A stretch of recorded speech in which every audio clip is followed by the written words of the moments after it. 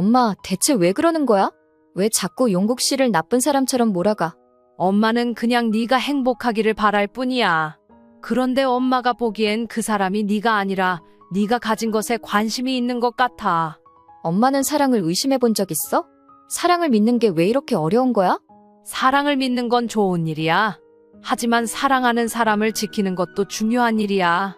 엄마는 네가 다치지 않길 바라는 것뿐이야. 엄마, 정말 너무하네. 용국 씨가 얼마나 나를 아끼는데 어떻게 그런 말을 해? 정말 그렇다면 용국이가 네가 가진 회사와 재산에 대해 그렇게 집요하게 묻고 결혼을 그렇게까지 서두를 이유가 있을까? 그건 그 사람이 나를 사랑해서 그런 거잖아.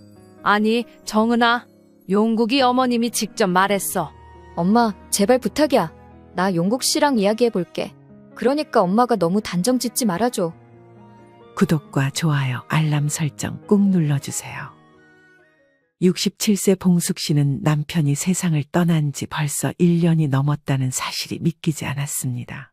결혼 후 40년 가까이 함께했던 사람, 함께 회사를 키워왔던 사람, 그리고 무엇보다도 딸 정은 씨의 아버지였던 사람이 하루아침에 사라졌습니다. 그가 떠난 후 봉숙 씨는 무너질 뻔했지만 정신을 차려야 했습니다. 남겨진 딸이 있었고 남편이 일궈놓은 회사가 남아 있었습니다. 정은아, 밥은 제대로 챙겨 먹고 다니니? 엄마, 나 애도 아닌데. 요즘 바빠서 대충 먹고 있어. 그러다 건강 상한다. 네가 회사에서도 중요한 위치인데. 알아. 그러니까 엄마도 너무 걱정하지 말고. 딸은 회사에서 인정받기 위해 더욱 열심히 일하고 있었습니다. 봉숙 씨는 그런 딸이 자랑스러우면서도 걱정이 되었습니다. 남편 없이 회사를 운영하는 일이 쉽지 않을 것이란 걸 알기에 딸에게 너무 무거운 짐을 짐고 있는 것은 아닐까 하는 생각이 들었습니다. 엄마, 그런데 오늘 할 말이 있어. 무슨 일이니? 나 요즘 만나는 사람 있어. 만나는 사람? 네가? 엄마, 왜 그런 반응이야? 아니, 네가 일한다고 연애도 안 한다고 하더니 갑자기 그런 말을 하니까 놀라서 그렇지. 정은 씨가 남자 이야기를 꺼낸 것은 처음이었습니다. 딸이 연애를 할 여유가 없는 줄 알았는데 이미 누군가를 만나고 있다고 하니 봉숙 씨는 놀랄 수밖에 없었습니다. 어떤 사람이니? 엄마도 좋아할 거야. 성실하고 다정한 사람이야. 직장도 괜찮고 무엇보다 나를 정말 아껴줘. 만나본 지는 얼마나 됐는데? 몇 개월 됐어. 이제는 엄마한테도 소개해야 할 것 같아서 말하는 거야. 봉숙 씨는 순간적으로 고민이 되었습니다. 딸이 연애를 하는 것이야 반가운 일이었지만 결혼이라는 문제는 또 다른 차원의 일이었습니다. 그 사람 부모님은 뭐 하시는 분이래? 그건 나중에 만나서 직접 물어봐. 엄마, 너무 긴장하지 마. 진짜 괜찮은 사람이야. 봉숙 씨는 딸이 유난히 그 남자를 감싸고 있다는 느낌을 받았습니다. 정은 씨가 이렇게까지 누군가를 신뢰하는 모습을 보니 더 신중해져야겠다는 생각이 들었습니다. 며칠 후 정은 씨는 용국 씨를 집으로 데려왔습니다. 엄마, 이쪽은 용국 씨야. 안녕하세요. 어머님, 처음 뵙겠습니다. 용국 씨는 깔끔한 정장을 차려입고 있었습니다. 말투는 공손했고 인사하는 태도도 흐트러짐이 없었습니다. 반가워요. 정은이한테 이야기는 많이 들었어요. 저도 정은 씨한테 어머님 이야기를 많이 들었습니다. 너무 존경스러운 분이라고 하던데요. 봉숙 씨는 순간적으로 당황했습니다. 내가 존경스러운 사람이라고? 이런 인사는 다정한 성격의 사람이면 누구나 할 수 있는 말이었지만 너무 자연스럽게 나오는 게 오히려 어색했습니다. 저녁 식사를 하며 대화를 나누었습니다. 용국 씨는 자신의 가족 이야기를 했습니다. 저희 부모님은 평범한 분들이세요. 어머니는 전업주 부셨고 아버지는 작은 사업을 하셨는데 오래전에 그만두셨어요. 그래요. 요즘 경제가 어렵죠. 네, 그래서 저라도 더 열심히 살아야죠. 대화는 전반적으로 평범한 내용이었습니다. 그는 정은 씨를 어떻게 만났는지, 얼마나 좋아하는지, 미래 계획은 어떤지에 대해 이야기했습니다. 하지만 봉숙 씨는 대화 도중 이상한 점을 느꼈습니다. 어머님, 정은 씨가 회사에서 정말 열심히 일하더라고요. 아버님께서 운영하시던 회사를 물려받는 거죠? 네, 정은이가 아직 배울 게 많지만 차근차근 준비하고 있어요. 그럼 회사 운영 쪽에도 관심이 많겠네요? 그가 회사 이야기를 유독 깊이 묻는다는 사실을 깨달았습니다. 아직은 대표가 아니라 배우는 중이에요. 그리고 그런 건 시간이 해결해 줄 일이죠. 맞아요. 시간이 중요하죠. 그는 부드럽게 웃었지만 봉숙 씨는 미묘한 경계심이 들었습니다. 그날 저녁 용국 씨가 돌아간 뒤 정은 씨와 단둘이 남게 되었습니다. 정은아. 응? 그 사람 참 다정하긴 한데 엄마는 걱정이 되더라고. 엄마, 왜 또 그래? 아니, 회사 이야기를 꽤 자세히 묻더라. 그게 뭐가 어때서? 당연히 관심 가질 수도 있는 거지. 그렇긴 한데 너무 깊이 캐묻는 느낌이었어. 그냥 그렇다고. 엄마 또 너무 걱정하는 거 아니야? 정은 씨는 대수롭지 않게 웃었지만 봉숙 씨는 쉽게 넘길 수 없었습니다. 엄마의 촉은 절대 틀리지 않는 법이었습니다. 인생을 살아온 시간을 결코 무시할 수는 없는 법이었으니까요. 며칠 후 정은 씨가 다시 용국 씨 이야기를 꺼냈습니다. 엄마, 나 결혼하려고. 뭐? 결혼? 응, 용국 씨랑 결혼할까 해. 봉숙 씨는 깜짝 놀랐습니다. 아니, 정은아, 만난 지 얼마나 됐다고 벌써 결혼 이야기가 나와? 엄마, 사랑하는 사람이면 결혼을 빨리 하는 게 이상한 거야? 그게 아니라 너무 서두르는 것 같아서 그래. 봉숙 씨의 가슴이 철렁 내려앉았습니다. 처음부터 수상하다는 느낌이 들었던 남자, 그리고 그가 회사 이야기를 유독 궁금해했던 점. 그런데 이제는 결혼을 서두르기까지 하고 있었습니다. 뭔가 이상했습니다. 정은 씨는 사랑에 빠져 현실을 보지 못하는 것 같았고, 봉숙 씨는 점점 더 불안해졌습니다. 정은아, 엄마가 한 번만 더 그 사람을 만나볼게. 이제부터 봉숙 씨는 직접 나서기로 결심했습니다. 봉숙 씨는 정은 씨가 결혼을 서두르는 것이 걱정되었습니다. 봉숙 씨는 딸이 용국 씨를 얼마나 신뢰하는지 알았지만 어딘가 꺼림칙한 느낌을 지울 수 없었습니다. 한 번은 정은 씨가 용국 씨와의 대화를 이야기하던 중 그가 또다시 회사 이야기를 꺼냈다고 했습니다. 엄마, 요즘 회사 운영이 쉽지 않다면서? 그런 얘기는 네가 왜 용국이한테 해? 아니, 내가 먼저 말한 게 아니라 용국 씨가 걱정돼서 물어보더라고.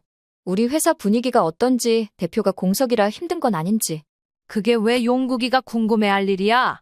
엄마, 그냥 관심이 있어서 묻는 거지. 뭐가 문제야?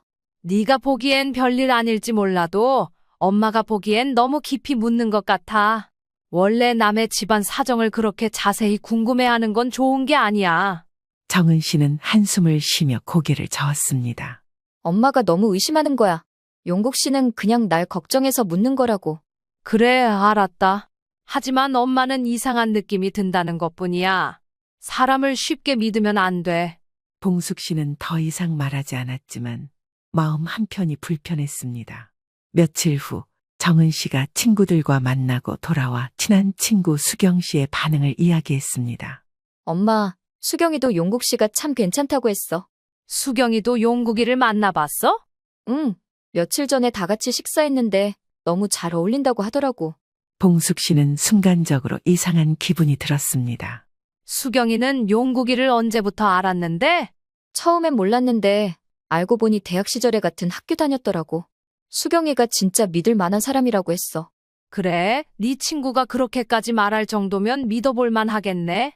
봉숙 씨는 고개를 끄덕였지만 속으로는 여전히 찜찜한 마음이 들었습니다. 수경이가 정말 아무 이유 없이 그렇게 말한 걸까? 이제는 친구까지 나서서 용국 씨를 칭찬하는 상황. 하지만 봉숙 씨는 이런 분위기가 오히려 더 불안했습니다. 정은 씨와 용국 씨의 관계는 점점 깊어지고 있었습니다. 어느 날 정은 씨가 퇴근 후 돌아왔을 때 손에 작은 상자를 들고 있었습니다. 엄마, 용국 씨가 오늘 이거 줬어. 뭔데? 정은 씨가 상자를 열자 안에는 반짝이는 팔찌가 들어 있었습니다. 작은 선물이라고 하더라. 내 생일도 아닌데 그냥 날 생각하면서 샀다고 했어. 그래. 봉숙 씨는 애써 미소를 지었지만 속으로는 생각이 많아졌습니다. 남자가 여자를 사랑하면 선물할 수도 있지. 그런데 너무 빠르지 않나? 이제 용국 씨는 정은에게 확실히 자신의 존재를 각인시키려는 것처럼 보였습니다. 며칠 후 정은 씨가 다시 용국 씨 이야기를 꺼냈습니다. 엄마, 나 용국 씨랑 결혼 진지하게 생각하고 있어. 그건 지난번에도 말했잖니. 그런데 왜 또? 결혼을 좀 더 빨리 하면 어떨까 싶어서. 뭐라고? 봉숙 씨는 손에 들고 있던 수저를 내려놓았습니다. 아니, 정은아, 벌써 결혼 날짜까지 잡으려는 거야? 아직 구체적으로 잡은 건 아니고 용국 씨가 요즘 상황이 힘들 때일수록 우리가 빨리 가족이 되는 게 좋지 않겠냐고 해서. 봉숙 씨의 가슴이 철렁 내려앉았습니다. 정은아, 결혼은 신중해야 한다고 했잖아. 너희 아직 서로를 다 아는 것도 아닌데 왜 이렇게 서두르려고 하니? 엄마, 나이가 어리면 모를까. 우리 나이에 결혼을 길게 미룰 필요는 없잖아. 서로 충분히 맞는다고 느꼈다면 늦출 이유가 있겠어? 그건 그렇지만 봉숙 씨는 조용히 한숨을 쉬었습니다. 이제 확실했습니다. 용국 씨가 결혼을 서두르고 있었습니다. 그리고 봉숙 씨의 촉은 계속해서 경고를 보내고 있었습니다. 뭔가 이상하다. 이 결혼 문제가 있다. 정은아, 엄마가 용국이랑 한 번 더 이야기해봐야겠다. 엄마 또 의심하려는 거야? 아니, 그냥 확실히 알아야겠어. 하나 있는 딸 자식 시집 보내는데 이 정도 걱정 안 하는 부모 없다. 그냥 엄마가 느끼기에 좀 이상해서 확인을 좀 해봐야겠어. 이해하지? 이해는 하지. 엄마 알아서 해. 봉숙 씨는 결심했습니다. 더 늦기 전에 반드시 이 남자의 본심을 확인해야 했습니다. 봉숙 씨는 거실 소파에 앉아 천천히 차를 마시고 있었습니다. 며칠 전부터 정은 씨가 결혼을 앞당기고 싶다는 말을 하기 시작했지만 봉숙 씨는 찜찜한 기분을 지울 수 없었습니다. 결혼이란 평생을 함께할 사람을 결정하는 일인데 이 남자는 너무 빨리 결혼을 진행하려고 했습니다. 아무리 생각해도 이상하다. 정은 씨는 용국에 대해 무조건적으로 신뢰하고 있었지만 봉숙 씨는 그의 행동에서 일관되지 않은 부분을 여러 번 목격했습니다. 그는 과하게 다정했고 과하게 정은 씨를 배려하는 척했고 과하게 가족이 되고 싶어 했습니다.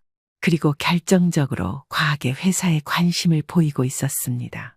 어느 날 저녁 정은 씨가 퇴근하고 돌아오자마자 봉숙에게 말을 걸었습니다. 엄마, 용국 씨랑 이번 주말에 같이 식사하면 어때? 주말에? 응, 엄마가 궁금해하는 것도 같아서. 용국 씨도 엄마랑 더 가까워지고 싶대. 그래, 만나보는 건 나쁘지 않겠지. 봉숙 씨는 대수롭지 않게 대답했지만 사실 이 기회를 이용해 용국 씨를 좀 더 자세히 살펴볼 생각이었습니다. 며칠 후 약속된 식사 자리에서 용국 씨는 예의 바르게 인사하며 앉았습니다. 어머님, 다시 뵙게 되어 정말 반갑습니다. 그래요, 바쁜데 시간 내줘서 고마워요. 음식이 나오고 봉숙 씨는 조용히 용국 씨를 관찰했습니다. 용국 씨는 여전히 다정했고 말투 하나 흐트러짐 없이 깔끔했습니다.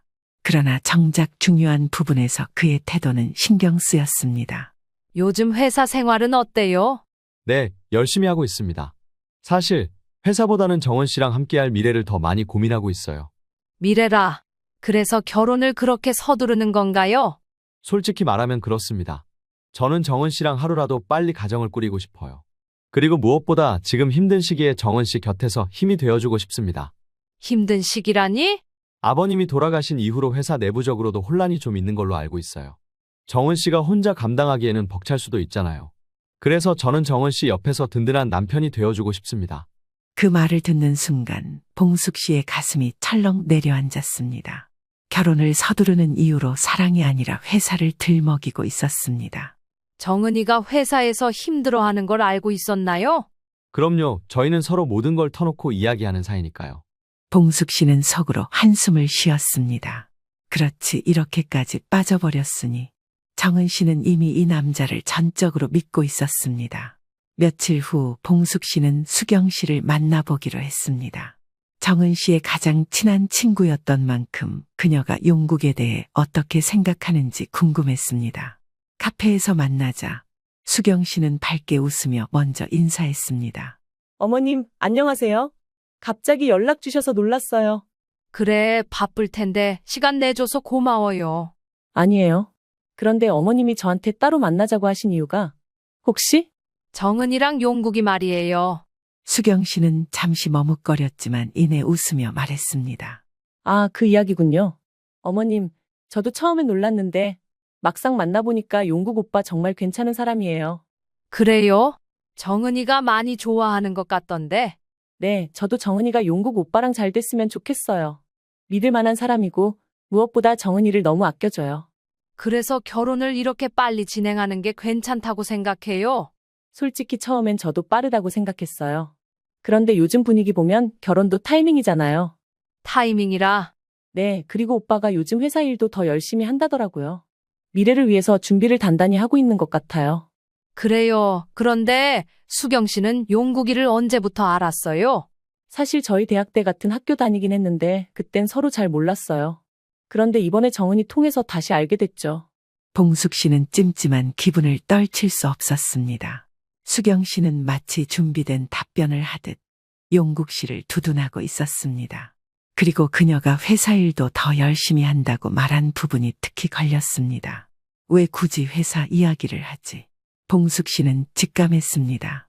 어쩌면 수경 씨도 이 일에 단순히 개입된 게 아닐 수도 있다는 걸 말이죠. 그날 밤 봉숙 씨는 남편이 남긴 인맥을 떠올렸습니다. 이제 직접 확인해야 할 때였습니다. 며칠 후 봉숙 씨는 남편의 오랜 지인이자 현재 회계 쪽 일을 하고 있는 이 사장을 찾아갔습니다. 이 사장님, 부탁 하나만 드려도 될까요? 무슨 일이신데요? 제 딸이 결혼하려고 하는데 예비 사위 될 사람이 좀 마음에 걸려서요.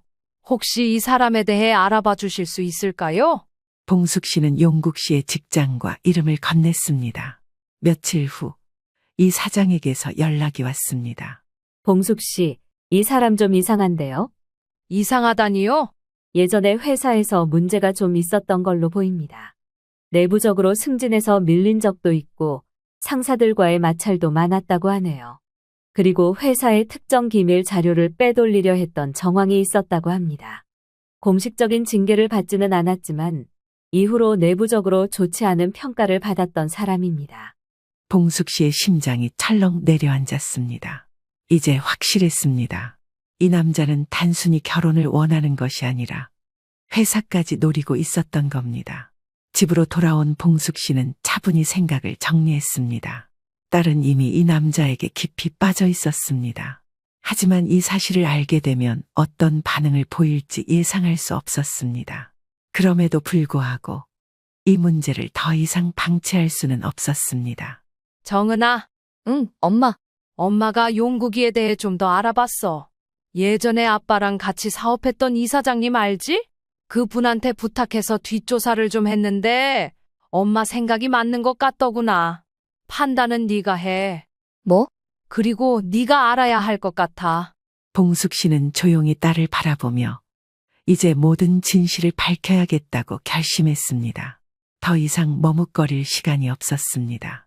며칠 후 봉숙 씨는 용국 씨를 직접 불렀습니다. 어머님, 저한테 하실 말씀이 있다고 들었습니다. 그래요. 우리 둘이 솔직하게 이야기해 봅시다. 물론이죠. 용국 씨, 왜 그렇게 결혼을 서두르는 거예요? 정은 씨를 사랑하기 때문입니다. 그리고 저는 정은 씨가 힘들 때 옆에서 지켜주고 싶어요. 정말 그것뿐인가요? 어머님, 혹시 제가 뭐라도 숨기고 있다고 생각하시는 건가요? 사실 확인할 게 있어요. 용국 씨, 회사에서 승진이 계속 밀렸었죠? 순간 용국 씨의 눈빛이 흔들렸습니다. 네. 그건 저랑 관련 없는 일입니다. 회사의 기밀 자료를 빼돌리려 했다는 소문도 있던데요. 그건 전혀 사실이 아닙니다. 누군가 저를 음해하려고 만든 이야기일 뿐이에요. 그래요? 그런데 이상하네요. 그런 소문이 도는 사람이라면 웬만하면 조용히 지내려고 하지 않을까요? 그런데 용국 씨는 우리 정은이를 만나고 결혼을 서두르면서 회사 문제를 자꾸 언급했어요. 대체 왜 그랬을까요? 용국 씨는 당황한 듯했지만 곧 침착하게 태도를 바꿨습니다. 어머님, 저를 오해하시는 것 같아요. 저는 단순히 정은 씨가 힘들어할까봐 걱정이 됐던 겁니다. 그렇다면 한 가지 더 물어볼게요. 용국 씨가 결혼 후에도 지금 다니는 회사에 계속 다닐 생각인가요? 저는 아직 생각해 보지 않았습니다. 생각을 안 해봤다고요? 솔직히 말하면 정은 씨가 힘들어하면 저도 회사를 옮겨서 돕고 싶죠. 하지만 그건 어디까지나 정은 씨가 원할 경우고요. 봉숙 씨는 그의 말을 듣고 확신했습니다. 이 남자는 이미 계획을 세워놓고 있었습니다. 결혼 후 정은 씨를 설득해서 결국 회사 일에 개입하려는 속셈이었습니다. 그날 밤 정은 씨는 심란한 얼굴로 봉숙을 바라봤습니다. 정은 씨는 아무 말 없이 방으로 들어가 버렸습니다. 봉숙 씨는 한숨을 쉬며 생각했습니다. 이제 정은도 갈등하고 있다는 것이 느껴졌습니다. 며칠 후 용국 씨는 정은에게 연락해 봉숙을 따로 만나고 싶다고 했습니다. 어머님, 저희 따로 이야기할 수 있을까요? 그래요. 어디서 만날까요? 그는 고급 레스토랑을 예약했고 분위기를 부드럽게 만들려 했습니다. 어머님, 저는 정말 정은 씨를 사랑합니다. 그런데 요즘 정은 씨가 힘들어하는 게 보여서요. 힘들어 한다고요? 네, 어머님께서 너무 걱정하시는 걸 이해하지만 혹시 정은 씨의 감정을 조금 더 존중해 주실 수는 없을까요? 정은이를 존중하지 않는 게 아니에요. 오히려 더 지켜주고 싶은 거죠. 저도 마찬가지입니다. 저는 정은 씨를 지키고 싶어요. 그러니 어머님도 저를 믿어주세요. 봉숙 씨는 용국 씨의 태도에 헛웃음을 지었습니다. 용국 씨, 당신은 이미 충분히 준비를 마친 사람 같네요. 하지만 나는 아직 아니에요. 어머님, 나는 아직 내 딸이 다치지 않도록 막아야 할 일이 남아 있거든요. 봉숙 씨는 결코 흔들리지 않았습니다. 그리고 그녀는 용국 씨의 어머니 성희를 직접 만나보기로 결심했습니다. 봉숙 씨는 밤새 뒤척였습니다. 정은 씨와 용국 씨의 결혼을 서두르는 이유, 그의 회사에서의 평판, 그리고 수경 씨가 유난히 용국 씨를 두둔하는 태도까지, 이 모든 것이 하나로 연결되는 느낌이었습니다. 하지만 아무리 정은에게 말해도 그녀는 사랑이라는 이름 아래 모든 의심을 지우려 하고 있었습니다. 이제 남은 방법은 하나뿐이야. 정말 용국 씨가 말하는 것처럼 결혼을 진심으로 응원하는 걸까? 아니면 혹시 숨겨진 이야기가 더 있을까? 봉숙 씨는 용국에게 연락을 했습니다. 용국 씨, 시간 좀 내줄 수 있을까요? 네, 무슨 일이신가요, 어머님? 그냥 조용히 이야기하고 싶어요. 혹시 용국 씨 어머님도 뵐 수 있을까요? 잠시 침묵이 흘렀습니다. 어머님을요? 그래요. 결혼할 사이라면 가족끼리도 편하게 이야기할 수 있어야 하지 않겠어요? 용국 씨는 당황한 듯 했지만 곧 대답했습니다.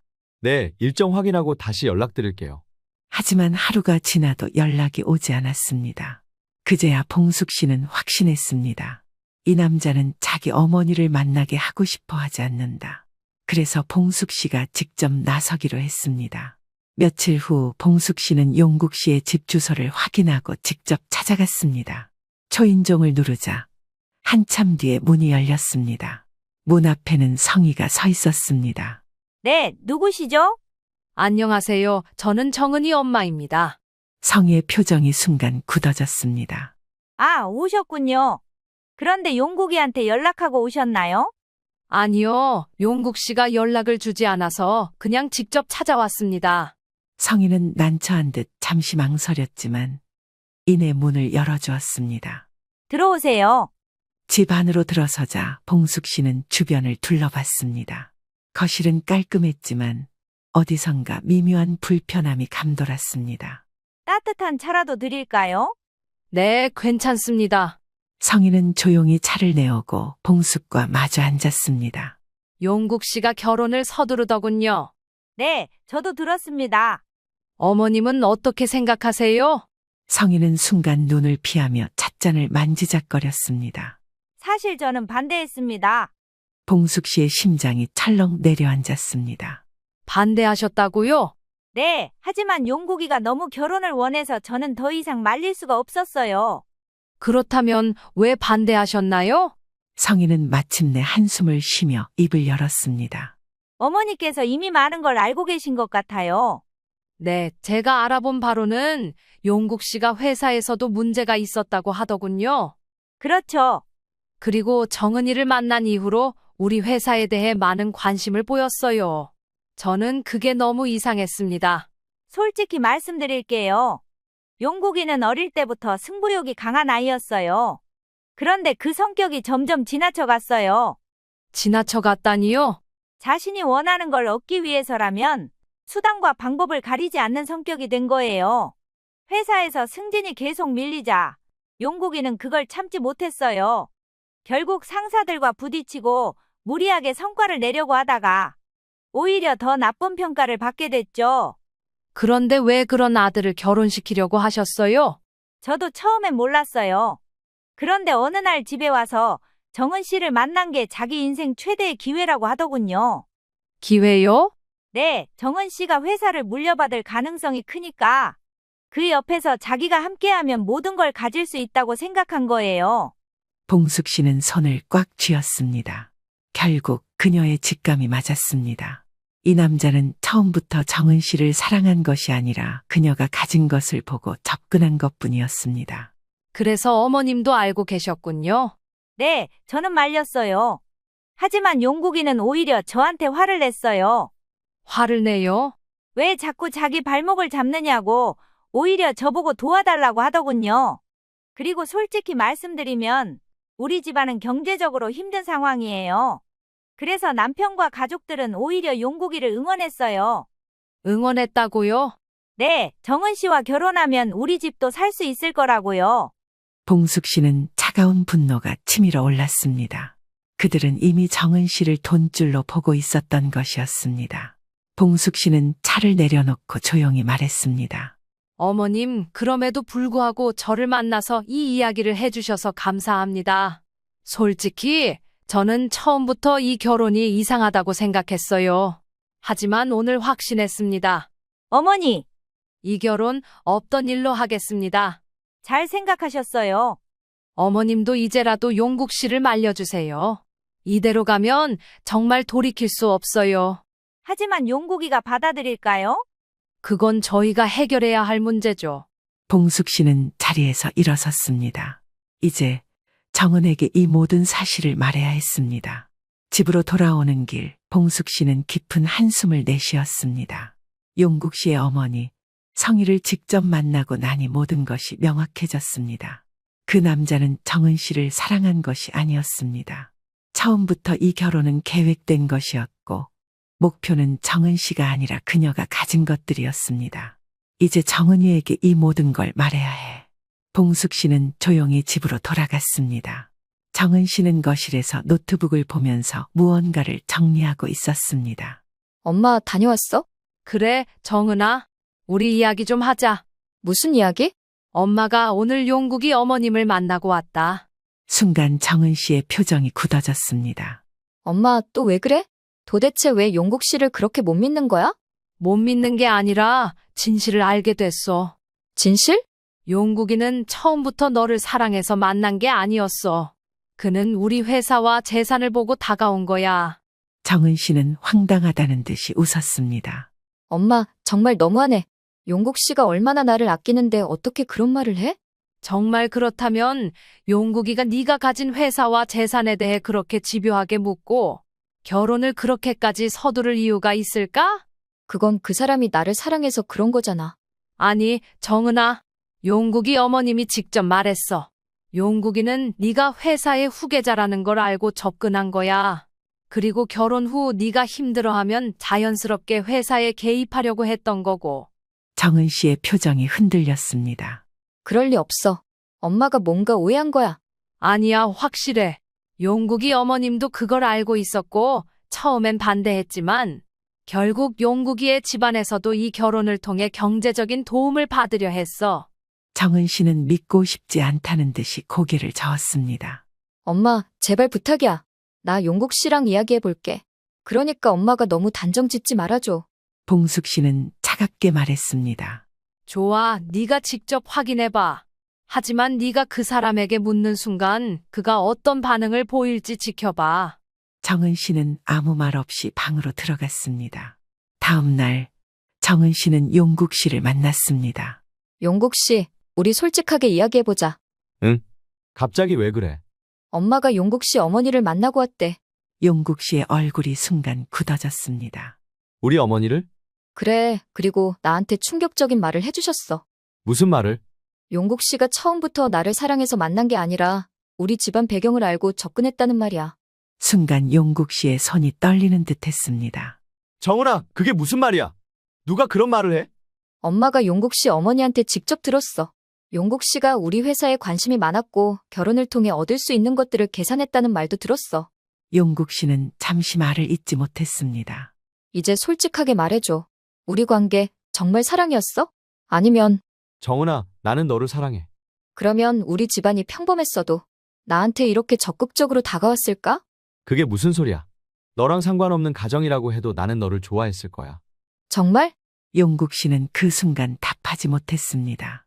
정은 씨는 그제야 확신했습니다.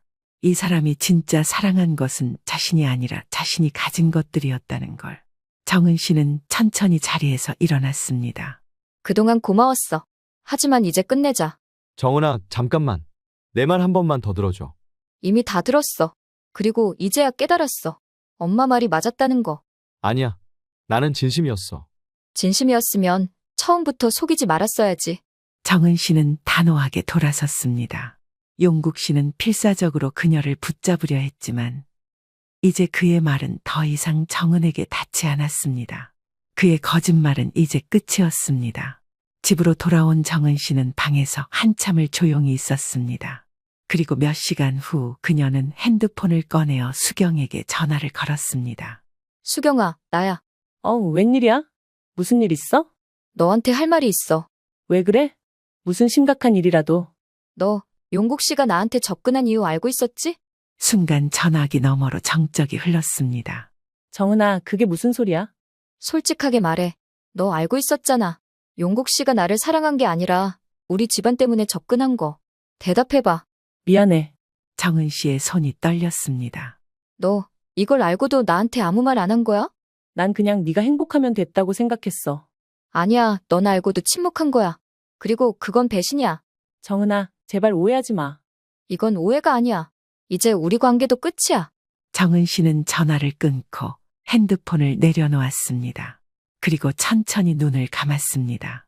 며칠 후 봉숙 씨와 정은 씨는 예식장 예약을 취소했습니다. 다행히 아직 위약금이 발생하기 전이라 금전적인 손실은 없었습니다. 이제 됐어. 후련하니? 응, 아직 완전히 후련하진 않지만 그래도 엄마가 아니었으면 난 큰일 날 뻔했어. 다행이야. 정말? 정은 씨는 천천히 미소를 지었습니다. 이제 다시 내 자리로 돌아가야겠지? 그래, 내 딸. 이제 다시 네 인생을 찾아가자. 정은 씨는 고개를 끄덕였습니다. 이제 그녀는 다시 시작할 준비가 되어 있었습니다. 결혼이 취소된 후 정은 씨는 한동안 혼자만의 시간을 가지며 마음을 정리했습니다. 봉숙도 딸이 상처를 받았을까 걱정했지만 오히려 정은 씨는 더 단단해진 모습이었습니다. 엄마, 이제 다시 회사 일에 집중하려고. 그래, 내 딸. 그게 맞아. 하지만 봉숙 씨는 아직 마음을 놓을 수 없었습니다. 용국 씨가 그렇게 쉽게 물러날 사람이 아니라는 것을 알기 때문이었습니다. 그리고 그 예상은 틀리지 않았습니다. 결혼이 깨진 후에도 용국 씨는 정은에게 끊임없이 연락을 해왔습니다. 정은아, 우리 다시 이야기할 수 있을까? 더 이상 연락하지 마. 난 이미 다 끝냈어. 제발 한 번만 만나줘. 오해를 풀고 싶어. 오해가 아니라 진실이었어. 난 정말 너를 사랑했어. 그건 진심이야. 정은 씨는 단호하게 거절했습니다. 하지만 용국 씨는 포기하지 않았습니다. 그는 집 앞으로 찾아오고 회사 근처에서 기다리며 정은 씨를 붙잡으려 했습니다. 그러던 어느 날 정은 씨가 퇴근하는 길에 회사 근처에서 용국 씨를 마주쳤습니다. 여기까지 왜 찾아와? 정은아, 우리 정말 이렇게 끝낼 거야. 끝난 지 오래야. 이제 그만해. 나는 네가 없으면 안 돼. 아니, 네가 원하는 건 나 자체가 아니라 내가 가진 것들이었잖아. 그게 아니라니까. 나는 네가 행복했으면 좋겠어. 그래? 그렇다면 나를 놔줘. 내 삶을 존중해줘. 용국 씨는 아무 말도 하지 못했습니다. 그제야 정은 씨는 확신했습니다. 이 사람은 사랑하는 게 아니라 단지 집착하고 있을 뿐이었습니다. 정은 씨는 회사로 돌아와 봉숙에게 모든 걸 이야기했습니다. 엄마, 용국 씨가 회사 근처까지 찾아왔어. 뭐라고? 아직도 그러고 다닌다고? 응, 자꾸 나를 붙잡으려고 해. 이제 더 이상 가만히 있을 수 없겠다. 봉숙 씨는 단호했습니다. 그녀는 직접 용국 씨를 만나기로 했습니다. 며칠 후 봉숙 씨는 용국 씨를 따로 불렀습니다. 용국 씨, 더 이상 정은이한테 연락하지 마세요. 어머님, 저 정말 정은 씨를 사랑합니다. 사랑이요? 그럼 왜 그렇게 회사에 집착했나요? 이제 그만하세요. 정은이는 당신을 원하지 않아요. 그리고 다시 한 번 더 정은이 앞에 나타나면 나는 가만히 있지 않을 겁니다. 봉숙 씨의 단호한 태도에 용국 씨는 더 이상 아무 말도 할 수 없었습니다. 그렇게 마침내 용국 씨와의 관계는 완전히 끝이 났습니다. 한 달 후 정은 씨는 더 이상 용국 씨를 떠올리지 않았습니다. 그녀는 회사 일에 집중하며 자신의 길을 다시 찾고 있었습니다. 엄마, 나 진짜 괜찮아졌어. 그래, 내 딸, 이젠 다시 웃으면서 살아야지. 정은 씨는 고개를 끄덕이며 미소 지었습니다. 이제 그녀는 더 이상 속지 않을 것이었습니다. 더 단단해지고 더 현명해진 모습으로 자신의 인생을 살아가기로 했습니다. 결혼이 취소된 지도 2달이 지났습니다. 정은 씨는 어느 정도 평온을 되찾았고 봉숙도 이제야 마음을 놓을 수 있었습니다. 하지만 세상은 그렇게 단순하지 않았습니다. 용국 씨는 사라졌지만 그가 남긴 흔적들은 여전히 정은 씨의 삶을 따라다니고 있었습니다. 엄마, 회사에 이상한 소문이 돌고 있어. 소문? 내가 용국 씨를 돈 보고 만났다가 결혼 직전에 차버린 여자라는 소문이야. 뭐라고? 정은 씨는 씁쓸한 표정을 지었습니다. 아무래도 용국 씨가 뒤에서 소문을 퍼뜨린 것 같아. 자기가 차인 게 아니라 내가 돈 보고 사람을 만났다고 말하고 다니는 모양이야. 그 사람이 정말 끝까지 치사하구나. 그러게, 그래도 뭐 이제 신경 쓰지 않으려고. 그래도 가만히 있으면 안 돼. 그런 소문이 퍼지면 너한테도 회사에도 좋을 게 없잖아. 알아, 그래서 정면으로 대응하려고 해. 정은 씨는 소문의 출처를 알아내기 위해 회사 동료들과 대화를 나누기 시작했습니다. 혹시 요즘 나에 대한 이야기 들은 거 있어? 아, 그거? 솔직히 말해서 들었어. 그런데 난 안 믿어. 어디서 나온 소문인지 알아? 용국 씨랑 가까웠던 몇몇 사람들이 얘기하고 다니는 것 같던데? 정은 씨는 한숨을 내쉬었습니다. 역시 용국 씨가 퍼뜨린 거였어. 그녀는 더 이상 참을 수 없었습니다. 며칠 후 정은 씨는 수경 씨를 마지막으로 만나보기로 했습니다. 수경아, 정은아, 오랜만이네. 우리 솔직하게 이야기해보자. 무슨 이야기? 넌 처음부터 용국 씨의 진짜 의도를 알고 있었잖아. 수경 씨는 당황한 표정을 지었습니다. 그게 무슨 말이야? 이미 다 알고 있어. 그리고 너도 알잖아. 그냥 한 가지만 묻고 싶어. 왜 그랬어? 수경 씨는 한참을 침묵하더니 조용히 말했습니다. 질투했어. 질투? 넌 항상 좋은 환경에서 자랐고, 좋은 직장에서 일했고, 좋은 기회를 가졌어. 그런데도 네가 더 잘 살기를 바라는 게 싫었어. 그래서 일부러 모른 척했어. 용국 오빠가 너를 속이는 걸 알면서도 말이야. 정은 씨는 깊이 한숨을 쉬었습니다. 네가 솔직하게 말해줘서 고맙지만 이제 우리 인연은 여기까지야. 정은아, 이제 널 믿을 수 없어. 잘 지내. 그렇게 정은 씨는 마지막으로 수경 씨를 바라보고 돌아섰습니다. 이제 그녀의 삶에서 필요 없는 인연들은 모두 정리되었습니다. 이 모든 일이 끝나고 봉숙과 정은 씨는 조용히 차를 마시고 있었습니다. 이제 좀 후련하니? 응, 이제 진짜 내 삶을 다시 살아야겠어. 그래, 그게 맞지. 정은 씨는 미소를 지었습니다. 엄마, 정말 고마워. 엄마가 아니었으면 난 큰일 날 뻔했어. 내 딸이니까 지켜야지. 정은 씨는 조용히 창밖을 바라보았습니다. 이제 그녀는 더 이상 과거에 연연하지 않을 것이었습니다. 앞으로 나아갈 준비가 되어 있었습니다. 엄마, 아빠, 정말로 안 도와주실 거예요? 민수야, 우리가 너 결혼하는데 반대하는 게 아니야. 다만 네가 지금 너무 당연한 듯이 더 바라고 있다는 게 문제야. 네가 감당할 수 있는 만큼만 해라. 네가 결혼하는 거지 우리가 하는 게 아니다. 그럼 저더러 이 결혼하지 말라는 말씀이세요? 못할 것도 없지. 우리는 차라리 이쯤에서 그만뒀으면 하는 마음이다. 어떻게 자식한테 그러실 수 있으세요? 형편이 안 되는 것도 아니고 조금 도와주시면 될 일 아니에요? 우리 돈이 네 돈이야? 막말로 우리가 너 하나 부족함 없이 키우려고 개고생하면서 모은 돈을 그렇게 허투루 써야 하는 거야? 그리고 이미 너한테 줄 돈도 다 줬다고 생각한다. 돈이 있어도 못 줘. 아니? 안 줘. 오늘 사연의 주인공인 62세 이순자 씨는 부엌에서 설거지를 마치고 손을 털었습니다. 저녁을 먹고 남편과 함께 드라마를 보다가 잠깐 부엌에 나왔는데 짧게 진동이 울렸죠. 발신자는 아들 민수 씨였습니다. 민수야. 웬일이야? 이 시간에? 밤 10시가 넘은 시간이었습니다.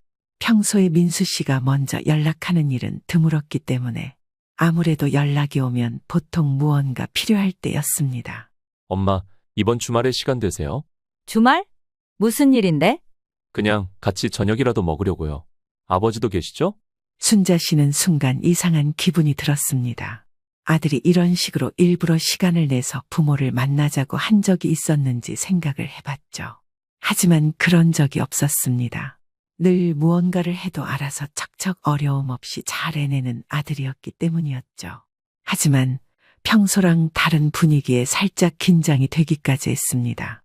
그래, 아빠랑 같이 있지. 무슨 일 있는 건 아니고? 그냥 드릴 말씀도 있고 해서요. 중요한 이야기니까 식사하면서 말씀드리고 싶어요. 순자 씨는 순간 가슴이 두근거렸습니다.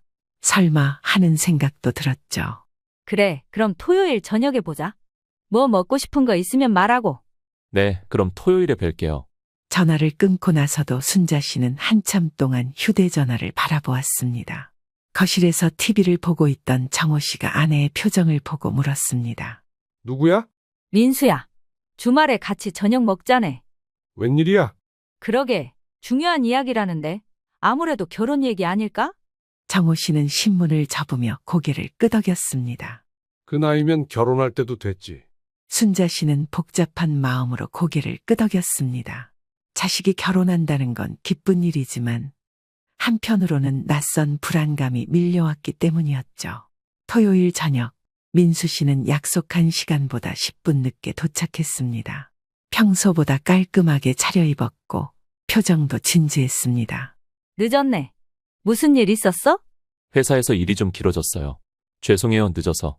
정호 씨는 말없이 물을 한 잔 따르고 아들의 눈을 보았습니다. 그래, 뭐 중요한 얘기라며? 밥 먹으면서 들어보자.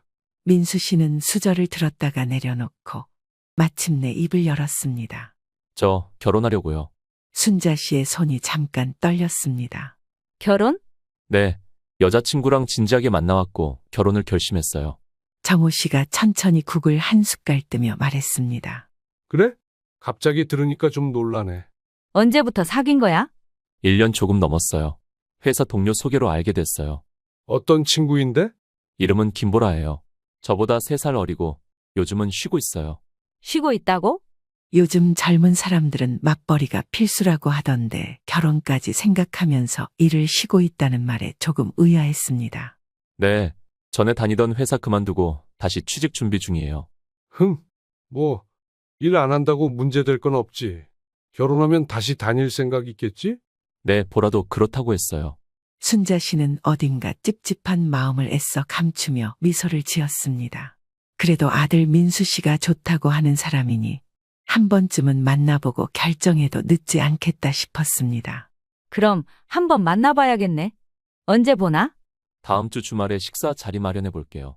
시간이 흘러 약속 당일인 토요일, 순자 씨와 정호 씨는 민수 씨의 여자친구 보라 씨를 만났습니다. 보라 씨는 단정한 원피스를 입고 차분한 미소를 지었습니다. 어머님, 아버님, 처음 뵙겠습니다. 그래, 만나서 반가워요. 대화는 비교적 부드럽게 흘러갔습니다. 지금까지 살아온 이야기, 회사에서 어떤 일을 했고 두 사람이 어떻게 만났는지 시시콜콜한 대화가 오고 갔죠. 전체적으로 좋은 분위기였지만 보라 씨의 태도에서 뭔가 거리감이 느껴지기 시작했습니다. 보라 씨는 부모님이랑 같이 살고 있나? 네, 어머니랑 남동생이랑 셋이 살아요. 아버님은? 돌아가셨어요. 순자 씨는 고개를 끄덕였습니다. 그래도 대화를 해보니 예의는 바른 듯했습니다. 그래서 요즘은 뭐하고 지내요?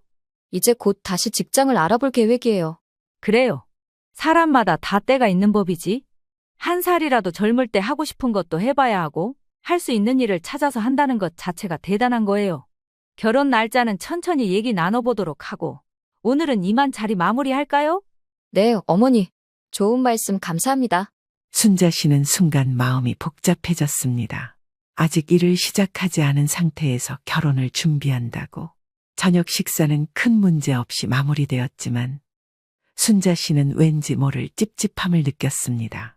현실적으로 생각해 봤을 때 맞벌이를 해야 생활이 유지가 된다고 생각했습니다. 요즘 여느 부부들이 다 그러하듯 대출을 끼고 아파트를 마련하거나 조금 무리하더라도 내 집 마련을 먼저 하고 함께 빚을 갚아나가면서 사는 경우가 대부분이었죠. 그래서 민수 씨나 보라 씨도 그러리라 생각했습니다. 그리고 며칠 뒤 민수 씨가 다시 순자 씨 부부를 찾아왔습니다. 어머니, 아버지, 결혼 날짜를 내년 봄으로 잡으려고 해요. 그래? 날짜는 알아서 정하면 되지. 결혼 준비는 어떻게 하려고? 그게 신혼집 때문에 고민이 좀 있어요. 순자 씨의 표정이 굳어졌습니다. 결혼을 준비하면서 제일 큰 부분이 어쩌면 집이었으니까요. 제일 큰 돈이 들어가기도 하고 함께 살며 아이도 낳아 키워야 하니 제일 중요했습니다. 사실 그 부분에 있어서 두 사람이 어떤 식으로 이야기를 했나 궁금하기도 했습니다. 그런데 딱히 문제될 건 없었습니다. 지금 민수 씨가 살고 있는 오피스텔도 20평이 조금 안 되지만 구조가 아파트식이다 보니 신혼부부가 사는 데엔 지장이 없었거든요. 너 살고 있는 집 있잖아. 그게 보라랑 의논해봤는데 아무래도 좀 작은 것 같아서요. 자가? 방이 2개나 있는데? 보라도 그렇고 장모님도 더 넓은 집에서 시작하는 게 좋지 않겠냐고 하셔서요. 순자 씨는 이 말을 듣고 심장이 덜컥 내려앉았습니다. 그 집도 결코 작은 집은 아닌데 값이 싼 집도 아닌데 생활권이 나쁜 것도 아닌데 너 혹시 우리한테 더 지원해 달라는 건 아니지? 민수 씨는 말을 얼버무리며 머뭇거렸습니다. 아직 확실한 건 아닌데 도움을 좀 받을 수 있을까 해서요. 순자 씨는 순간 말문이 막혔습니다. 결혼 발표를 듣던 순간과는 완전히 다른 감정이 밀려왔죠. 순자 씨는 이 결혼이 순탄치 않을 것임을 직감했습니다. 현재 민수 씨가 살고 있는 집은 규모가 작긴 해도 3억 원이 넘는 신축 아파트였습니다. 분양을 한다고 했을 때 결혼 정년기가 된 아들에게 미리 건네준 재산이자 결혼 자금인 셈이었습니다. 지금은 혼자 살고 있지만 결혼하면 신혼집으로 사용해도 손색이 없는 집이었죠. 그런데 더 큰 집이 필요하다는 말을 듣고 있자니 황당하고 서운한 감정이 동시에 밀려왔습니다. 네가 살고 있는 집이 작다고? 아무래도 신혼집은 넓은 게 좋잖아요. 나중에 애도 낳고 하면 방이 부족할 수도 있고요. 애는 벌써 낳을 계획이야?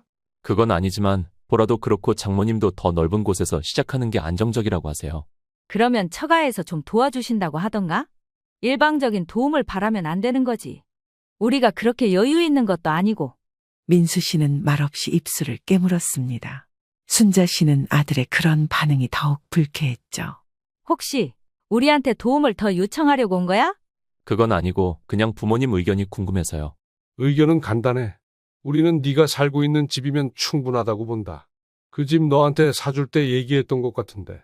네가 결혼을 언제 할진 모르겠다만 그 집 신혼집으로 사용하고 사용하지 않아도 네가 팔아서 결혼 자금을 하든지 알아서 하라고 했잖아.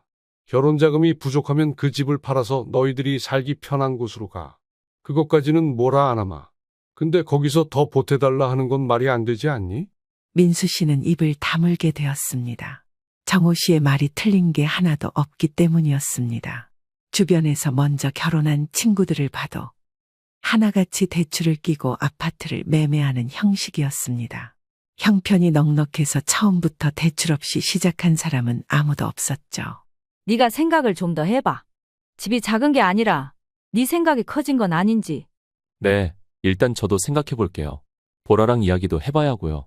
며칠 뒤 민수 씨와 보라 씨가 순자 씨네 집을 찾았습니다.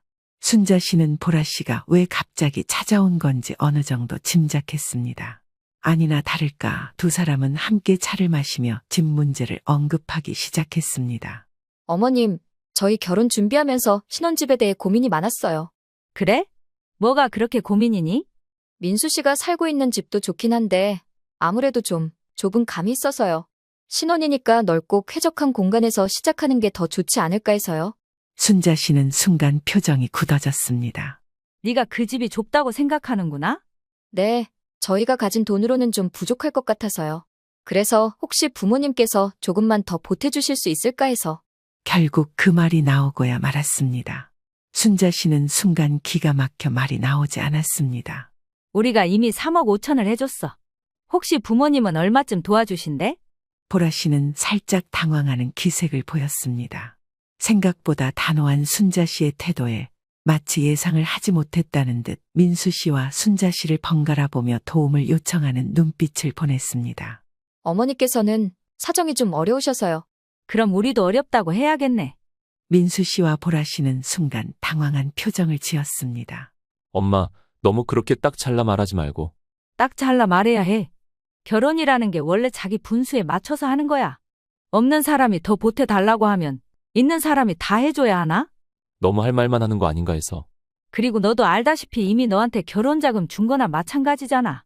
돈이 부족하면 그 집 팔아서 너희들이 가고 싶어하는 신혼집 구하라니까? 팔든 어쩌든 신경 안 쓰겠다잖아.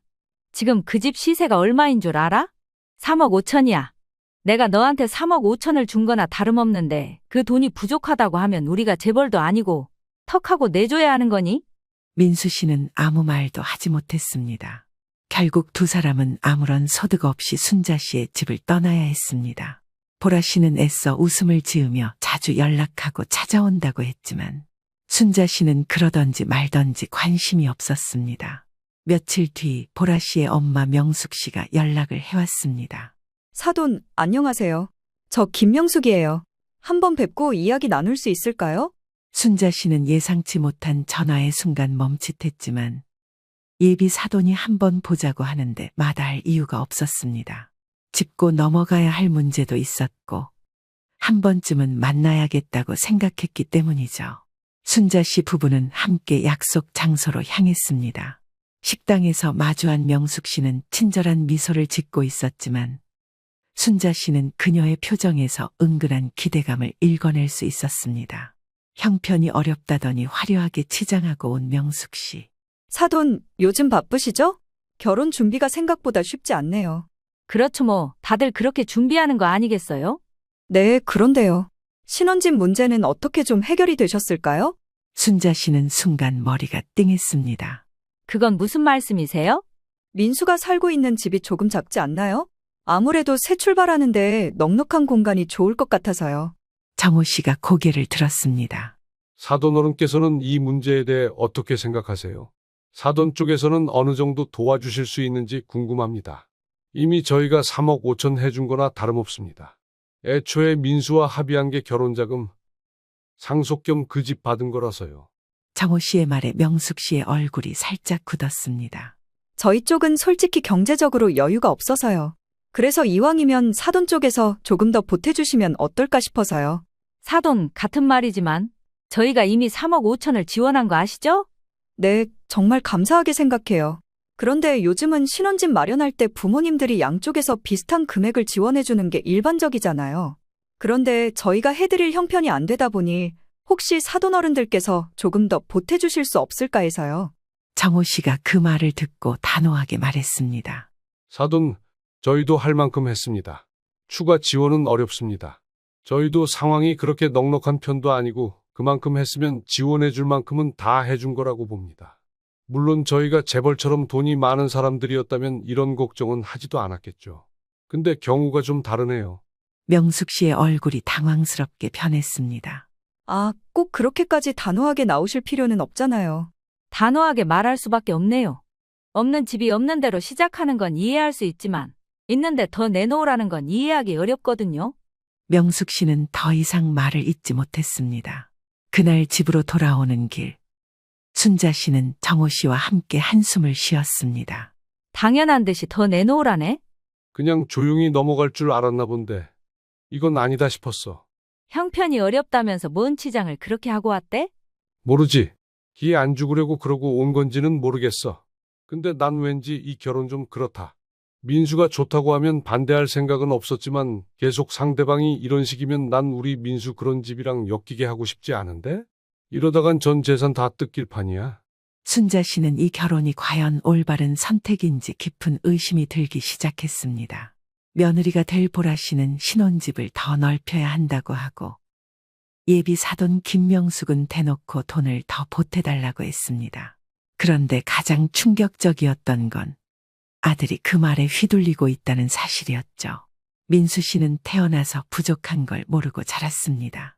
어려워 본 순자 씨 부부가 내 자식한테만큼은 가난을 물려주고 싶지 않았기에 필요한 건 언제나 채워졌고 결혼을 앞두고도 집 걱정을 할 필요가 없었죠. 순자 씨 부부가 사준 집이 있으니까 말입니다. 그런데도 더 큰 집이 필요하다는 생각을 하고 부모의 지원을 당연히 여긴다는 게 어이가 없었습니다.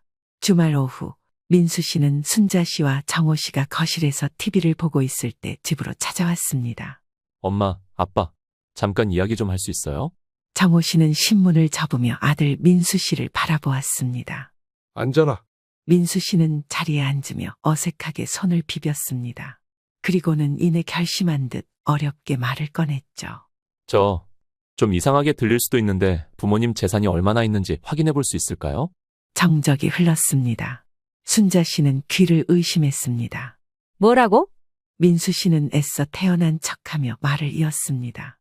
요즘은 결혼할 때 서로 부모님 재정 상태를 투명하게 아는 게 중요하다고 하더라고요. 혹시라도 부모님 노후 준비가 부족하시면 저희가 미리 계획을 세울 수도 있고.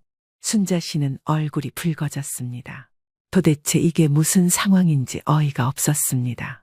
자꾸 돈을 내놔라 하는 것도 모자라 이제는 주머니에 얼마 있냐고 보자는 아들 민수 씨.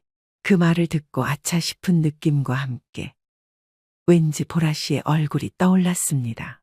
그게 지금 니니가 할 소리야? 네가 뭔데 우리 재산을 확인하겠다는 거야? 민수 씨는 정호 씨의 말에 움찔했지만 다시 차분한 목소리로 말했습니다. 아니, 오해하지 마세요. 보라 쪽에서 그렇게 하자고 해서 그래요. 서로 부모님들의 경제 상황을 투명하게 알아야 결혼 후 문제가 없다고 하더라고요. 순자 씨는 어이가 없어 헛웃음을 지었습니다. 그래서 우리가 너희한테 주머니에 얼마가 있는지 재산을 공개하라 이거냐? 요즘엔 다 그렇게 한다던데요. 그럼 처가도 우리한테 다 공개하겠다는 거냐? 민수 씨는 당황한 듯 머뭇거렸습니다. 그건 잘 모르겠어요. 순자 씨는 황당해서 손까지 떨렸습니다. 야, 그럼 보라네 집 재산도 서류로 떼서 우리한테 보여주겠다는 거야? 너네 처가도 같은 기준으로 하겠다고 하면 난 생각해 볼 수도 있어. 이게 어디서 말도 안 되는 행동을 하고 있어? 재산 공개? 그럼 각자 부동산 서류 다 떼고 통장 오픈하라고 해. 그럼 한다고. 민수 씨는 당황한 얼굴로 고개를 저었습니다. 아니, 그건 좀 예의가 아닌 것 같아서요. 정호 씨는 그 말을 듣고 테이블을 탁 쳤습니다. 야, 이놈아. 우리한테는 예의고 뭐고 없이 재산을 공개하라고 하면서 처가 쪽엔 물어볼 수도 없는 거냐? 그게 아니라 요즘은 다 그렇게 한다기에 말씀드린 거예요. 서로 얼마 있는지 알면 나중에 노후도 그렇고 저희가 더 신경 써드릴 수 있잖아요. 이게 보자 하니까 여자한테 정신 팔려서 부모고 뭐고 눈에 뵈는 게 없구만? 너 지금 엄마 아빠랑 한번 해보자는 거냐? 정호 씨는 화가 난 나머지 민수 씨에게 호통을 치기 시작했습니다. 민수 씨는 아무 말도 하지 못했습니다. 순자 씨는 차분하게 말했습니다. 우리 노후 준비는 우리가 알아서 해. 너희가 걱정할 필요 없어. 그리고 우리 돈은 네 돈이 아니야. 네 아버지 말처럼 이런 경우 없는 행동은 처음 본다. 주변에 결혼한 사람들 붙잡고 물어봐. 서로 각자 재산은 공개할지언정 각자 부모의 재산도 공개해야 하냐고. 막말로 어디 가서 회사 면접 보는데 그 회사 재산 확인 좀 해봅시다 하면 어떤 생각이 들 것 같니? 말도 안 될 것 같은 일이긴 하죠. 민수 씨는 그제야 두 사람이 단호하다는 걸 깨달았습니다. 그날 밤 민수 씨는 힘없이 집을 나와 보라 씨와 명숙 씨를 만났습니다. 어머님은 뭐래? 그냥 화내셨어. 아니, 그걸 왜 화내셔? 우리는 당연한 걸 묻는 건데. 아버지가 그러시더라. 그러면 처가도 똑같이 재산 공개할 거냐고. 아니, 우리야 뭐 공개할 게 없어서. 굳이 그런 걸 할 필요가 있을까? 그러니까 우리 집도 그럴 필요가 없다는 거지. 그래도 요즘 그렇게 하는 집 많다니까? 신혼집 마련하고 나중에 유산 문제도 있고. 그래, 말이 좀 그렇네. 근데 자네 부모님도 그러시는 거 아니지. 막말로 우리 보라는 결혼해서 아이라도 가지면 육아도 해야 하고 그 집 제사도 지내줘야 하는 며느리 입장인데 그 정도는 해줄 수 있는 거 아닌가? 어려운 걸 바라는 것도 아니고 말이야. 그리고 자네가 중간 역할을 지금부터 제대로 하지 못하면 나중에 우리 보라만 입장 난처해지는 거 알지? 서로 얼굴 붉힐 일 없게 자네가 잘 처신해야지. 저도 신경 많이 쓰고 있습니다. 노력할게요. 민수 씨는 더 이상 듣고 싶지 않았습니다. 며칠 뒤 민수 씨는 다시 부모를 찾았습니다. 이번엔 확실히 설득할 생각이었습니다. 한 번만 더 생각해 봐 주세요. 요즘은 다들 결혼 전에 이런 부분을 확인한대요. 그래야 나중에 재산 문제로 다툼이 없대요. 다 저희가 나중을 위해서 더 잘 살려고 하는 거니까 이해해 주시면 안 될까요? 순자 씨는 조용히 아들을 바라보았습니다. 그래, 그럼 보라네 집도 똑같이 서류 떼와. 그럼 공개할게. 10원짜리 하나까지 다 오픈할 테니까 똑같이 하라고 해. 안 그러면 우리도 보여줄 이유 없다. 민수 씨는 아무 말도 못했습니다. 아직도 네가 뭘 잘못했는지 모르겠니? 우리가 평생 모은 돈을 네가 결혼한다고 공개해야 하니? 이제 그만해라. 만약 네가 계속 이런 식으로 나오면 앞으로 돈 문제는 더 이상 얘기하지 말자. 그리고 결혼도 다시 생각해봐라. 아니, 나는 이미 이 결혼 반대다. 네가 이런 식으로 결혼 전부터 휘둘리고 부모도 못 알아보고 이런 말도 안 되는 말을 하는데 이러다가 나중에 애 낳으니 재산 달라, 뭐 했으니 재산 달라 할 것 같아. 난 이 결혼 반대다. 민수 씨는 순간 말을 잃었습니다. 민수 씨는 처음으로 순자 씨 부부가 정말로 화가 났다는 걸 깨달았습니다. 그렇게 오늘도 별소득 없이 집으로 돌아가는 길. 민수 씨는 머리가 복잡했습니다. 내가 뭘 잘못한 거지? 그냥 당연한 거라고 생각했는데. 하지만 곰곰이 생각해보니 부모가 화를 낼 만도 했습니다. 그는 부모가 평생 모은 돈을 자신의 결혼을 위해 공개해야 한다는 걸 당연하게 생각했습니다. 온갖 잡생각이 들기 시작했습니다. 보라 씨와 명숙 씨가 처음부터 부모 재산을 탐내고 있었던 건 아닐까. 그제야 민수 씨는 가슴 한구석이 서늘해졌습니다. 그래도 결국 중요한 이야기를 나눠야 했기에 서로 얼굴을 마주보고 결판을 지어야겠다고 생각했습니다. 아직 결혼을 엎은 건 아니었지만 마지막이다 생각하고 상견례를 치르게 되었죠. 상견례는 고요한 분위기에서 시작되었습니다. 서울의 한 한정식집. 은은한 조명이 비치는 룸에 양가 부모와 민수 씨와 보라 씨가 마주 앉았습니다. 순자 씨는 처음으로 명숙 씨를 공식적인 자리에서 대면했습니다. 전에도 잠깐 본 적이 있었지만 이렇게 격식을 차려 만나는 것은 처음이었죠. 물론 지난번에 상견례를 하기도 전에 만날 일이 있었지만 말이죠. 어머님, 아버님, 뵙게 돼서 정말 반갑습니다. 명숙 씨는 부드러운 미소를 지으며 공손한 태도를 보였지만 순자 씨는 그 웃음 뒤에 숨은 의도를 간파할 수 있었다. 그러게요. 아이들이 결혼한다니 저희도 실감이 잘 안 나네요. 할 얘기도 있고요. 결혼 날짜는 어느 정도 생각하고 계십니까? 명숙 씨는 무슨 문제라도 있냐는 것 마냥 한껏 밝은 표정을 유지하며 말했습니다. 봄쯤이 어떨까 해서요. 좋은 날 받아야죠. 순자 씨는 고개를 끄덕이며 조심스럽게 분위기를 살폈습니다. 대화는 처음에는 예의 바르고 화기애애했지만 점점 미묘한 긴장감이 감돌기 시작했습니다. 결정적인 순간은 명숙 씨의 한마디에서 시작됐습니다. 계속 집 문제로 말이 나와서 말인데요. 이렇다 저렇다 말씀이 없으셔서 다시 여쭤보네요. 강서방이 살고 있는 집이 몇 평이라고 하셨죠? 순자 씨는 순간 표정을 관리해야 했습니다. 20평 조금 안 될 겁니다. 아무래도 둘이 살기에는 좀 작죠. 가보셨어요? 평수로는 작지만 구조가 잘 빠져서 웬만한 집 못지 않아요. 충분한 그 가치가 있고 신혼집으로 사용하기에 문제없는 집입니다. 애초에 신혼부부를 겨냥해서 나온 집이니까요. 순자 씨는 그 말이 불편했습니다. 하지만 지고 들어갈 순 없어서 요목조목 반박하기 시작했습니다. 그 말에 명숙 씨도 자극을 받았는지 살짝 거들기 시작했습니다. 그래도요. 신혼집은 여유가 있는 게 좋지 않겠어요? 정호 씨는 물잔을 들었다가 내려놓으며 조용히 말했습니다. 방 2개면 충분하죠. 저희 세대에는 방 1개짜리 전셋집에서 시작하는 사람도 많았는데요. 그리고 계속 집 문제로 말이 나오는 것 같은데 오늘 뵌 김에 정리하는 게 나을 것 같습니다. 나중에 애라도 생기면 좁을 텐데요. 사돈, 처음부터 큰 집에서 시작하는 신혼부부가 얼마나 될까요? 요즘 젊은 사람들은 다들 부모님 도움을 받아서 좀 넉넉하게 시작하더라고요. 돈은 어떻게 하실 생각이신지요? 일전에도 말씀드렸지만 아무래도 저희는 좀 형편이 어려워서요. 이번에는 사돈께서 조금 더 도와주시면 어떨까 싶어요. 그럼 여전히 저희만 더 보태야 한다는 말씀이신가요? 요즘은 신혼집 마련할 때 형편이 되는 쪽에서 조금 더 부담하는 게 일반적이잖아요. 남자 쪽에서 집을 해오는 것도 전통이기도 하고요. 여자는 나중에 애 낳고 살림도 해야 하고 신체적으로 힘든 게 있는데 그 정도는 각오하셔야 하는 거 아닌가요? 우리 딸이 어디 모난 곳도 없고 강서방이니까 이 정도 신부감 얻는 거죠. 그 정도 가치는 있다고 생각해요. 순자 씨는 순간적인 분노를 억누르며 미소를 지었습니다. 그러면 처가에서도 형편되는 만큼만 해주시면 될 텐데요? 저희가 큰 걸 바라는 것도 아니고 아이들 잘 살 수 있게 저희 쪽에서 해준 만큼 똑같이 해주면 서로 공평하고 좋잖아요. 민수 씨는 눈치를 보며 조용히 앉아 있었습니다. 순자 씨는 속으로 한숨을 쉬었죠. 아마 양가 부모 사이에서 땀을 꽤나 흘릴 것이었습니다. 그리고 정호 씨는 더 이상 참지 않았습니다. 우리 쪽에서 이미 3억 5천을 보탰습니다. 더 보태달라고 하시면 처가에서도 같은 정도는 부담하셔야 하지 않겠습니까?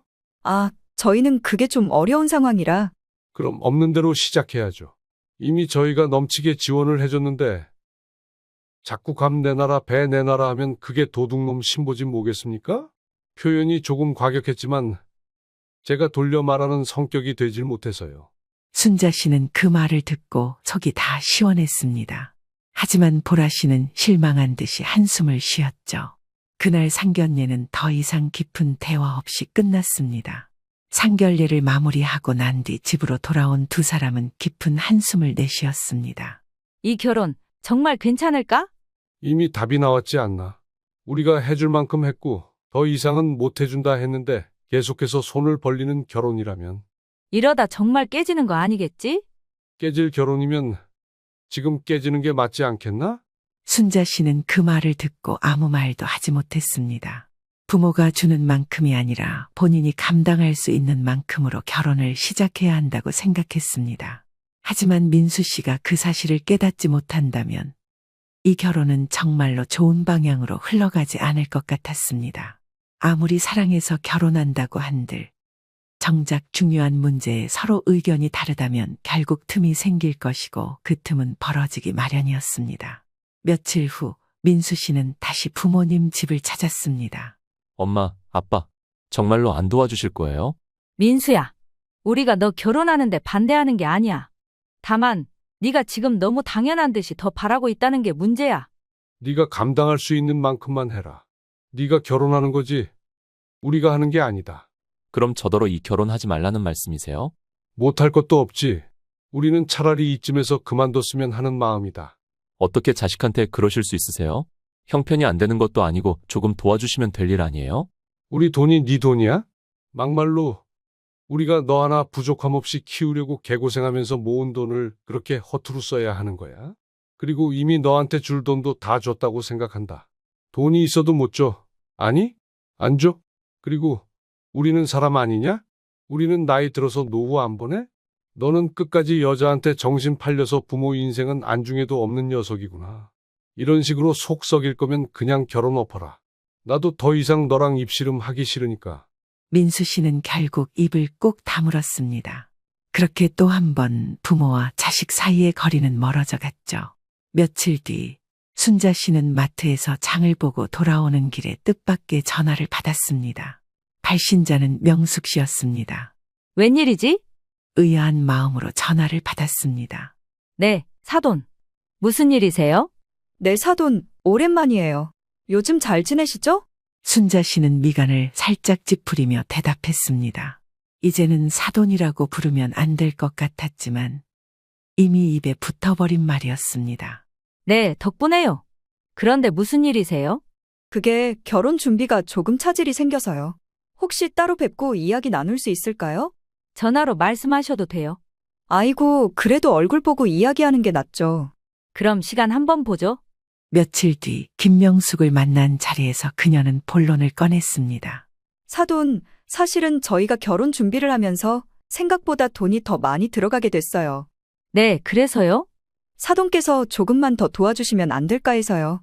순자 씨는 순간 허탈한 웃음이 나왔습니다.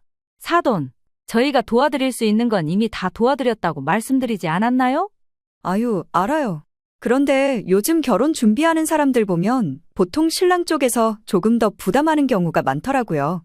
사돈, 저희는 이미 민수한테 집까지 마련해줬어요. 더 이상 해줄 수 있는 게 없습니다. 그래도 도와주시는 게 보통 아닌가요? 순자 씨는 순간 싸늘하게 김명숙을 바라보았습니다. 사돈, 듣자 하니 좀 웃겨서 하는 말인데요. 저희가 애들이 돈 필요하다고 하면 돈 주는 기계예요? 사돈은 아무것도 안 하시면서요? 명숙 씨는 순간 당황했지만 이내 태어난 척했습니다. 그게 아니라 형편이 어려우니까 그러죠. 사돈은 여유 있으시잖아요. 그럼 사돈도 돈이 있었으면 내놓으셨겠네요? 자꾸 형편 언급하시는데 저희도 그렇게 좋은 형편은 아닙니다. 그만한 돈을 민수한테 줄 수 있었던 건 그만큼 아끼고 먹는 거 줄여서 모은 돈으로 준 거예요. 땅 파서 돈이 나오는 줄 아세요? 뭐가 그렇게 당당하신지 모르겠네요. 아이들 결혼 없던 걸로 했으면 좋겠습니다. 자꾸 이런 식으로 서로 부담만 더해지고요. 솔직히 지금 기분도 별로 좋지는 않네요. 그러자 순식간에 굳어버린 명숙 씨의 표정이 보였습니다. 있는 사람이 더 부담하는 게 아니라 자기 형편에 맞게 사는 겁니다. 알겠어요, 어머님. 그냥 한번 말씀드려 본 거예요. 순자 씨는 그 말에 더 이상 대답을 하지 않고 자리를 박차고 일어났습니다. 명숙 씨는 아쉬운 표정을 짓다가도 무언가 잘못된 느낌인지 안절부절 못했습니다. 며칠 뒤 민수 씨에게서 연락이 왔습니다. 엄마, 아빠, 저 결혼식을 미루기로 했어요. 무슨 일이야? 보라가 결혼 준비하면서 힘들다고 조금 더 시간을 갖자고 했어요. 그래서 너는 어떻게 할 생각이야? 저도 다시 생각해 봐야 할 것 같아요. 순자 씨는 순간 속이 뻥 뚫리는 기분이었습니다. 정호 씨도 통화를 듣고 있다가 조용히 말했습니다. 잘 생각해봐라. 그리고 네가 감당할 수 있는 만큼만 해라. 알겠어요. 나중에 다시 연락할게요. 순자 씨는 전화를 끊고 한동안 핸드폰을 바라보았습니다. 결국 아들이 스스로 깨달아가고 있었습니다. 순자 씨는 아침 일찍 일어나 부엌에서 차를 끓였습니다. 몇 달 전까지만 해도 매일같이 민수 씨의 결혼 문제로 머리가 아팠는데 요즘은 그 일이 조금씩 멀어지는 기분이었죠. 민수 씨는 결혼식을 미룬다고 한 이후로 연락이 뜸해졌습니다. 한편으로는 서운했지만 다른 한편으로는 그 시간이 아들에게 필요할지도 모른다는 생각이 들었습니다. 그날 오후 오랜만에 강민수에게서 전화가 걸려왔습니다. 엄마, 저녁에 집에 가도 돼요? 그럼 와서 밥 먹고 가. 전화 너머의 민수 씨의 목소리는 평소보다 힘이 없었습니다. 순자 씨는 불길한 예감이 들었습니다. 저녁 7시가 조금 넘었을 때 민수 씨가 집에 도착했습니다. 평소보다 초췌한 얼굴이었죠. 순자 씨는 아들의 얼굴을 보자마자 직감했습니다. 뭔가 일이 생긴 게 분명했습니다. 무슨 일 있니? 그래. 어떻게 지냈냐? 엄마, 아빠, 저 결혼 다시 생각해 봐야 할 것 같아요. 왜?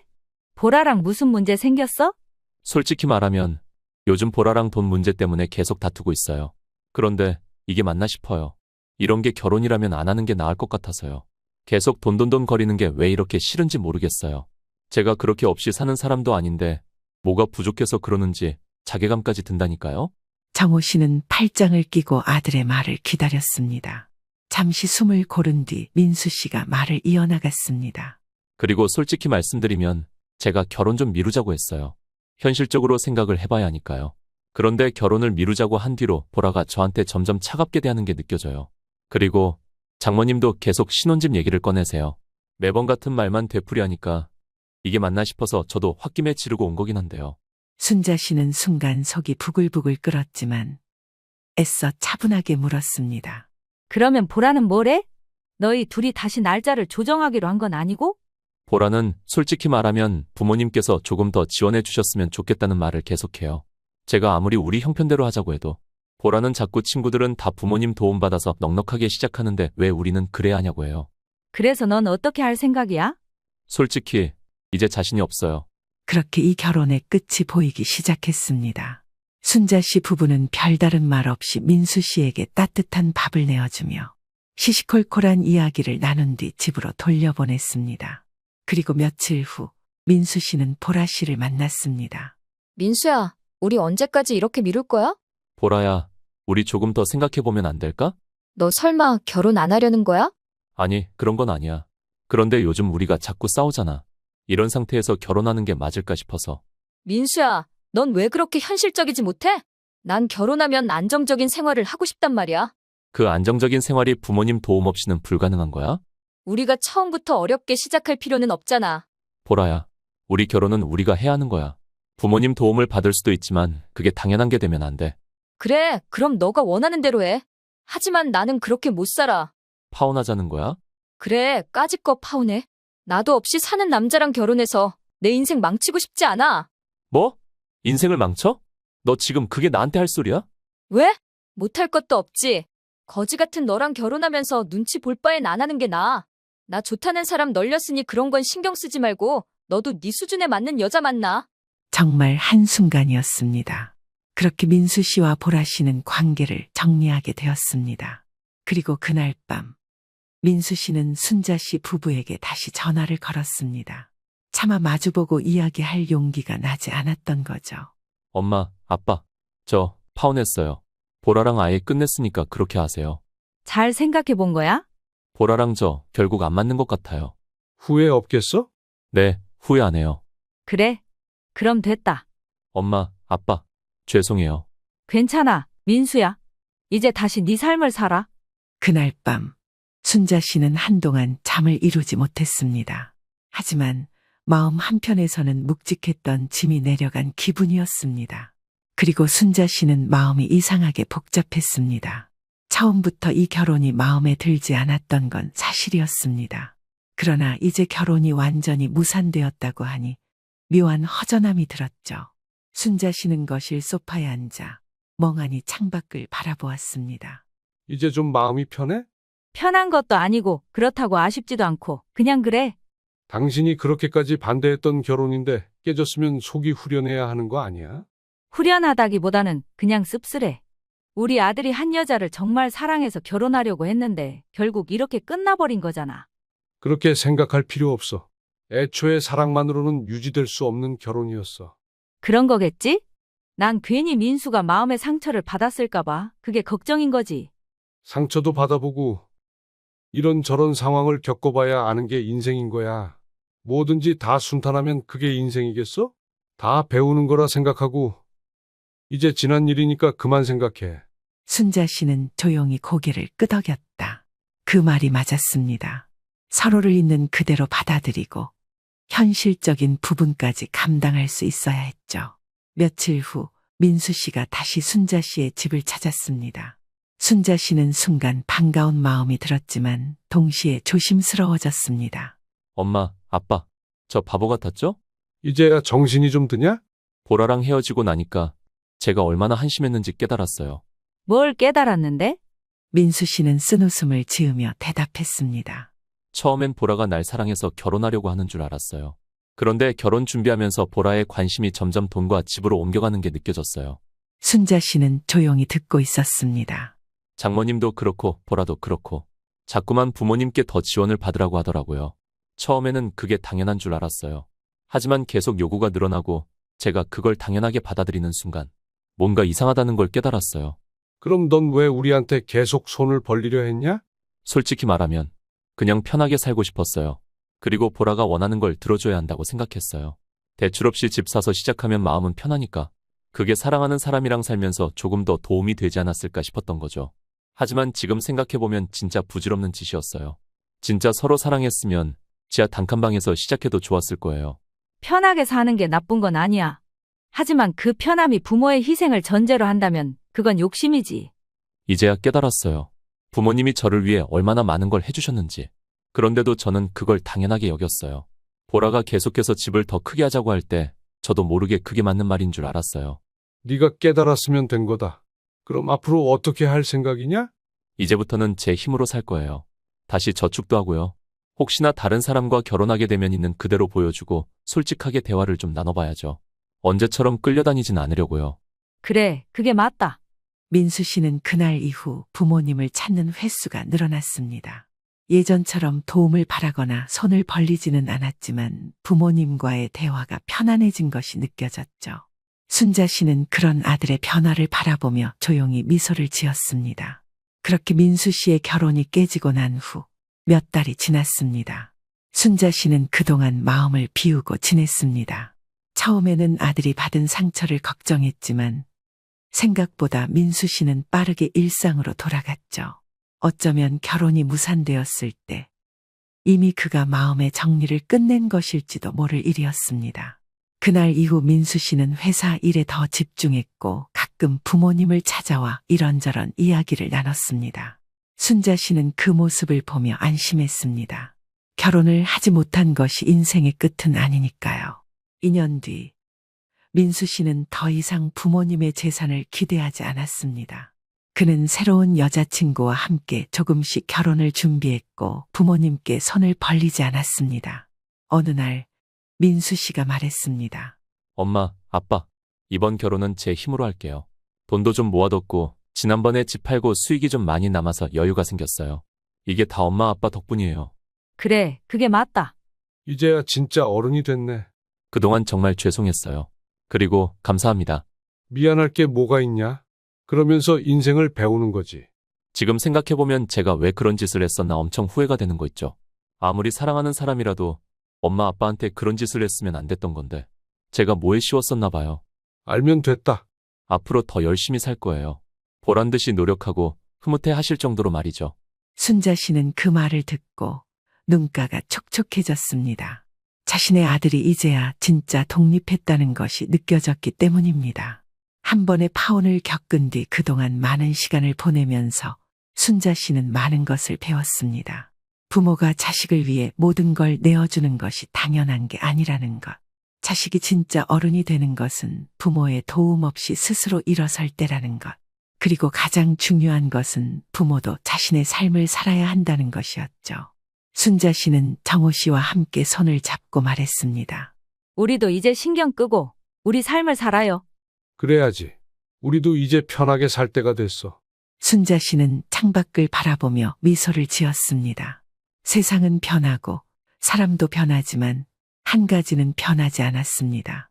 부모는 자식을 사랑하지만 결국 자식은 자기 인생을 살아야 한다는 것.